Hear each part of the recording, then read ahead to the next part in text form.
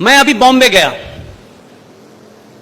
वहां एक निहायत पढ़ी लिखी और इसी उत्तर प्रदेश की बहू थी वो। उन्होंने मुझे टेलीफोन किया कोई महीने डेढ़ महीने पहले। तो जम्मू कश्मीर के सिलसिले से कुछ दलितों का भी एक सिलसिला है, वो पहले भी मैं आपके सामने बयान कर चुका हूं और वो इससे जुड़ा हुआ है। तो जब भी जाता था तो मैं उस घटना को बताता था और साथ साथ ये भी कहता था कि पूरी दुनिया में कोई किसी से कितनी भी नफरत कर ले, लेकिन वो नफरत, उस नफरत को संवैधानिक तौर पे जस्टिफाई अगर कहीं किया गया है तो वह है जम्मू कश्मीर। पढ़ी लिखी डॉक्टर हैं, बहुत पढ़ती हैं, संजीदा हैं। तो बड़ी मायूसी के साथ उन्होंने मुझसे कहा कि पुष्पेंद्र जी, क्या मैं आपको भाई कह सकती हूं? मैंने कहा कहिए, इसमें किसने रोका है आपको भाई? बोली मैं आपको राखी बांधना चाहती हूं। मैंने कहा 15 अगस्त को मैं मुंबई में हूंगा, आप मुझे वहीं राखी बांध दीजिएगा। जो बात उनसे मुझे करने के बाद पता चली, शक मुझे हल्का सा था, लेकिन क्योंकि वो ज्यादा किताबें उन्होंने पढ़ी, क्योंकि उनका वो एरिया है, उन्होंने कहा पुष्पेंद्र जी, मेरी एक मुहिम चल रही है, मैं आपसे उसमें मदद चाहती हूं। मैंने कहा समाज के किसी भी ऐसा काम जिसमें समाज जुड़ जाए, आप रात के 2 बजे भी कहेंगी तब भी मैं हाजिर हो जाऊंगा। जो इंपॉर्टेंट बात है जो मैं आपके सामने कहना चाहता हूं, अगर किसी को दिल को चोट भी लगे तो मुझे माफ कर दीजिएगा, क्योंकि इसमें मेरा कोई हित नहीं है, मेरा कोई एजेंडा नहीं है। मैं उस समस्या से जूझ रहा हूं, उसकी निटी-गिटी को समझ रहा हूं। ये जो हमारे वाल्मीकि लोग हैं, जो दलित लोग हैं, ये सुअर क्यों पालते हैं? मैं चाहती हूं कि अब ये सुअर ना पालें। मैं उनकी बात को समझा नहीं। फंक्शन खत्म होने के बाद मैंने अपने कहा कि मेरे होटल में आ जाइए। उनके साथ में 3-4 और लोग भी थे। उन्होंने बड़े विस्तार के साथ मुझे ये बात समझाई और उस पूरी बात में मुझे लगा कि क्या इतने बड़े सैक्रिफाइस को, इतने बड़े एक ऐसे समय में जब आप खुद खतरे में हो, आपका समाज खतरे में हो, आप उससे समझौता करने की जगह आप उससे लड़ने की डिवाइस निकालते हैं। यह बहुत कम होता है। लेकिन क्योंकि उस दौर में, उस दौर की बात बता रहा हूं, उस दौर में इनकी महिलाएं बहुत खूबसूरत होती थी और उसका जीता जागता प्रमाण यह है कि उन्होंने कहा कि उस वक्त यह रिवाज था कि जो भी बहू आएगी गांव में, वो शुरू के 3 दिन तक शेख साहब के घर पे रहेगी और यह सिलसिला चलता रहा। उनसे होने वाली जो संतानें हैं उस दौर में, उन संतानों के बारे में आप महाराष्ट्र जाइए, डॉक्टर रेखा बंडवाल से मिलिए, आज भी वो संतानें शेख दलित के नाम से जानी जाती हैं। समाज के बड़े वर्ग ने उनको अलग थलग कर दिया था।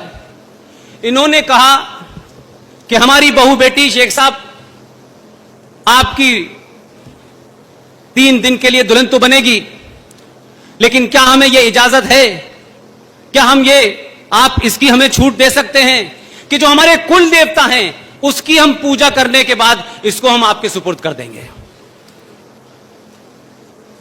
उन्होंने क्या किया कि पहले कुल देवी की पूजा की, उनकी कुल देवी थी, वहां जाके पूजा हुई और ये डिवाइस निकाली कि इस कुल देवी की पूजा में सुअर की बलि चढ़ेगी। तो सुअर की बलि दी गई और फिर उसके बाद क्या कहा गया कि हमारी कुल देवता की जो जानवर की बलि चढ़ती है, उस जानवर के खून में, हमारे सबके घर में जब भी बहू आती है तो आपने देखा होगा दरवाजे पे वो महावर रखते हैं थाली में, उसमें वो पैर रखती हैं और फिर घर में चलती हैं। यही रस्म है कि नहीं है?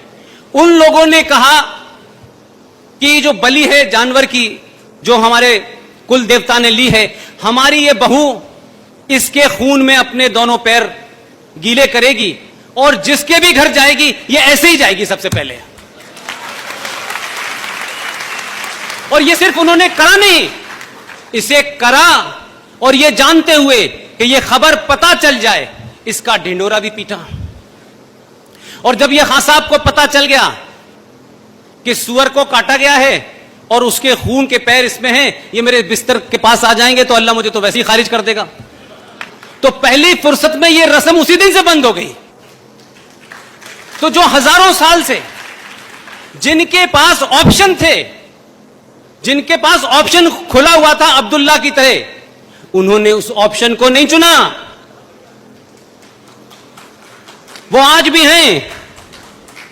और जम्मू कश्मीर की घटना का जिक्र करते हुए मैं बात अपनी साबित करना चाहता हूं कि वो खून खत्म नहीं हुआ है, वो सोच खत्म नहीं हुई है। 1957 की घटना को रेफरेंस में बता रहा हूं, आप लोगों को बता चुका हूं, और उस संदर्भ में मैं क्या कहना चाहता हूं, यह मेरा पॉइंट है।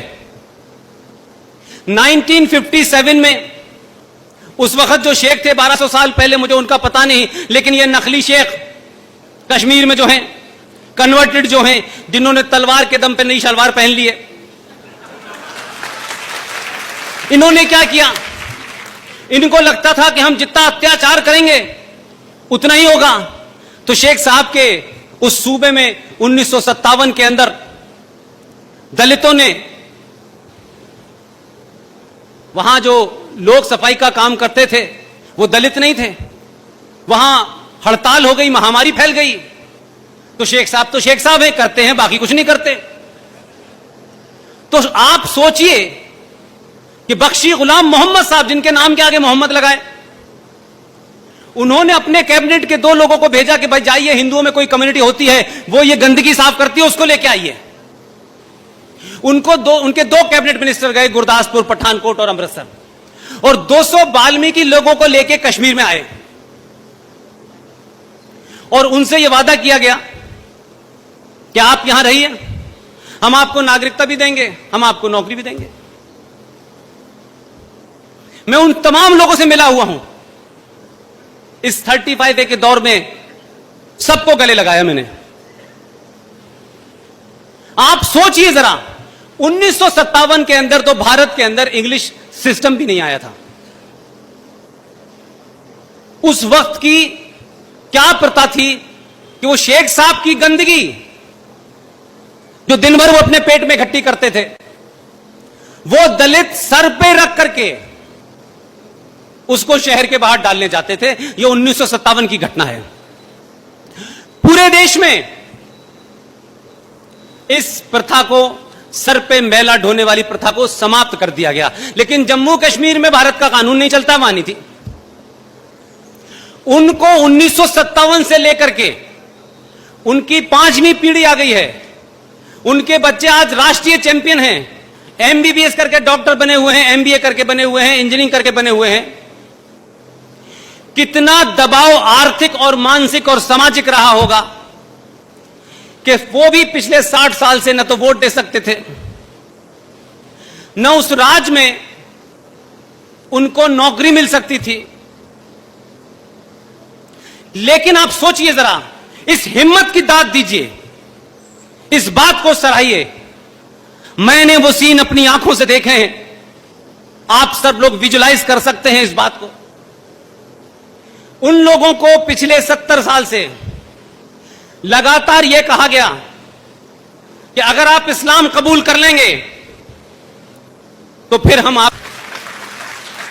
आज हमारे देश में मुझे बड़े अफसोस के साथ कहना पड़ रहा है कि लोगों की बड़ी बड़ी जातियां होती हैं, लोग बड़ा अपनी जाति का घमंड देते हैं, लेकिन मैंने तो सुना है कि नौकरी दे दो तो लोग क्रिश्चियन हो जाते हैं, नौकरी दे दो तो लोग नाम बदल लेते हैं। तो सिर्फ आप इसलिए कि आपको लगता है आप ही हिंदू हैं, तो माफ कीजिएगा, अगर इस देश में कोई कट्टर, कोई बहादुर, कोई दलित है जो आज आधुनिक भारत में 2019 तक लगातार उन तकलीफों को बर्दाश्त रहने के बावजूद भी उसने गंदगी ढोई, उसको नौकरी नहीं मिली, उसके दादा परदादाओं ने गंदगी उठाई, उनके बच्चे आज भी उठा रहे हैं, लेकिन धर्म नहीं बदला।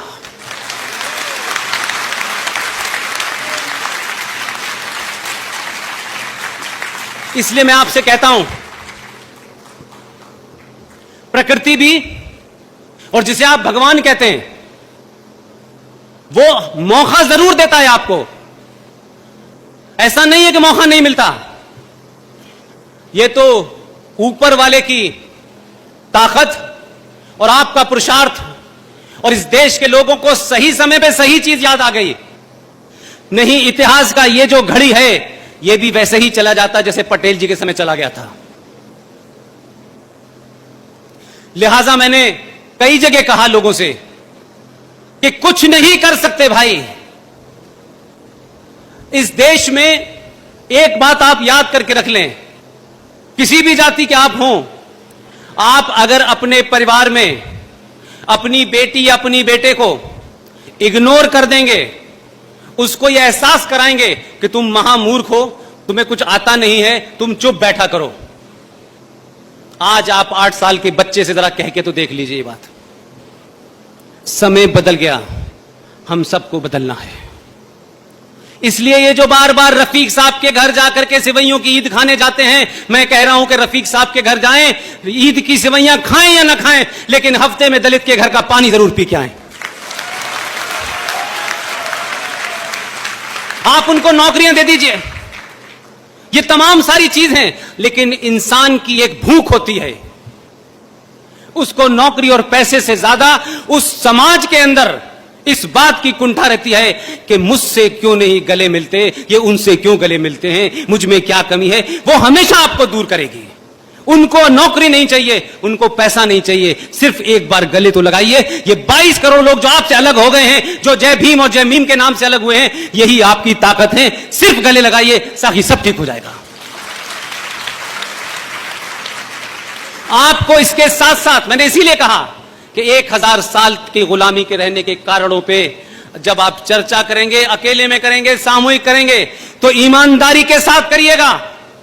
किसी पार्टी, किसी संगठन, किसी ब्राह्मण, ठाकुर, काइस, इससे बाहर निकलिए। आपने अपने कारणों से अपने आप को कमजोर किया है। आपका दुश्मन उतना ही कमजोर था जितना आज कश्मीर में नजर आ रहा है, लेकिन आपकी अपनी गलतियों ने दुश्मन को मजबूत बना दिया। लिहाजा ये वो घटनाएं हैं कि जो 1200 साल पहले नहीं बने, वो 2019 में भी नहीं कन्वर्ट हुए, उनके लिए कितनी बड़ी बात है। वो 2.5 लाख लोग आज से जम्मू कश्मीर के नागरिक भी होंगे, उनको वही सैलरीज भी मिलेंगी, और जो केंद्र सरकार की फैसिलिटीज हैं कि वहां एससी एक्ट नहीं चलता था, ना तो एससी लागू होता था, ना एसटी लागू होता था विधानसभा में, अब वो भी लागू होगा।